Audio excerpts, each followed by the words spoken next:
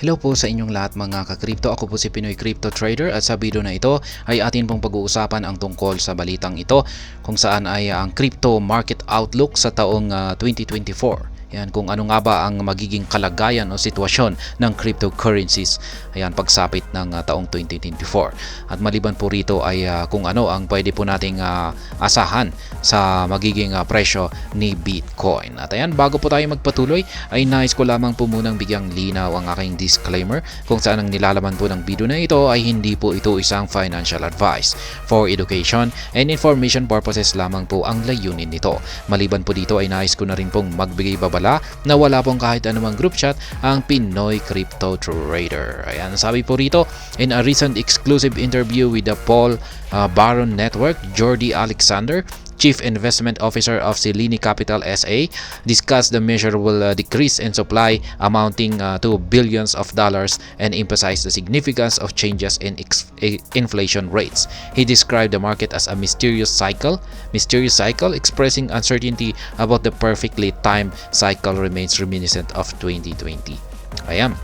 Ayon daw po sa interview ni the Paul Baron Network dito kay Jordi Alexander. Siya po ang chief ng investment officer ng Selene Capital SA, kung saan ay sinabi po niya rito na nagkaroon po ng measurable decrease ayan, sa supply ng billions of dollars. Kaya yan, isa po itong malaking pagbabago sa kanyang inflation rates. Kaya din-describe niya po ang market na isang misteryosong cycle.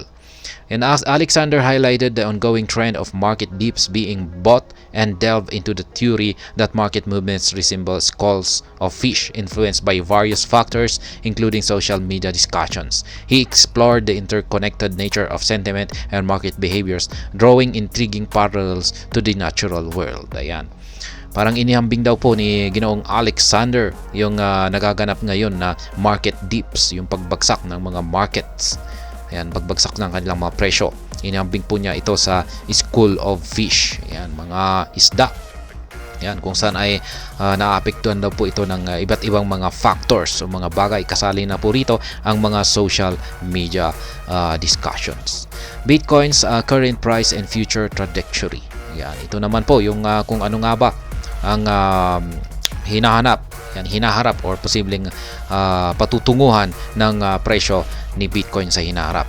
Sabi rito ay the discussion shifted to Bitcoin's current price, hovering at around $37,000 to $38,000 with the anticipation of reaching $45,000 to $50,000 pre-ETF approval. Ayan.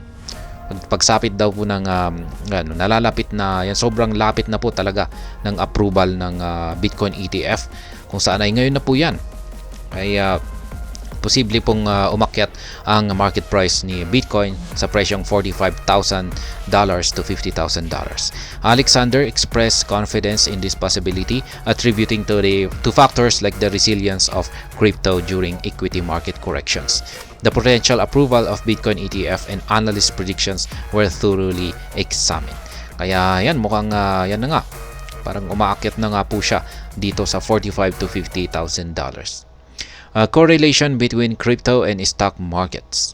Yan, yung kanilang correlation, yung parang pagkakapareho sa galawan ng kanilang mga market prices. Alexander explored the correlation between crypto and stock markets, noting a recent decoupling.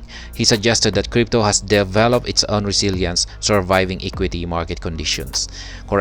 The potential impact of a Santa rally and securities on the stock market was discussed, with Alexander stressing the existing independence of the crypto market. And mukhang nag-decoupling po yung correlation ng crypto sa mga stock markets. Ayan, hindi na po sila parang nagkakahawig. Hindi na sila nagkakaroon ng pagkakamukha sa kanilang market. Yan, galawan.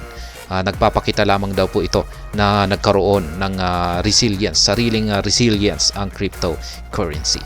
Kaya ayan, nagpapakita na kaya ng makapag-survive yan ang equity ng crypto. Ibig pong sabihin ay sa madaling salita ay matibay na po talaga or malakas na ang cryptocurrency sa ngayon. Top projects to watch. Kaya yan, ito daw yung mga nangunguna ng mga projects na kailangan daw po nating tutukan. Ayon po yan kay Ginoong Alexander. Sabi niya, apart from expressing bullish sentiment on Mantle, Alexander mentioned Vertex and other decentralized exchanges as noteworthy. He highlighted the growth potential in the decentralized exchange space, specifically naming Vertex as a promising project with a smaller market cap than others like DYDX. Built on Arbitrum, Vertex offers users flexibility to switch between platforms. Ayan. Parang pinopromote niya po si Vertex. Ayan, isa po siyang meron po siyang flexibility, ayan, to switch between platforms. Kaya yan po yung parang pinaka-feature po niya na parang yan, inintroduce dito ni Ginoong Alexander. In summary, Jordi Alexander's insights provide a comprehensive overview of the current market landscape, offering valuable perspective on Bitcoin's trajectory, the evolving relationship between crypto and stock market, and emerging projects with high growth potential. Investors and enthusiasts alike can glean valuable insights from Alexander's nuanced analysis of the ever-changing financial landscape. Kaya yan. Yan po ang posibleng magiging crypto market outlook sa taong 2024. Base po yan kay Ginoong Alexander.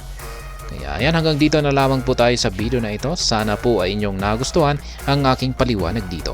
Kung inyo po itong nagustuhan ay pakiclick lamang po ang like button nito. Para naman po sa mga bago lamang dito, kayo po ay aking inaanyayahan para mag-subscribe. Pakiclick na rin po ang bell icon nito dahil ito po ang siyang magsisilbing notification nito sa mga bago kong videos na akin pong ina-upload sa aking YouTube channel na ito.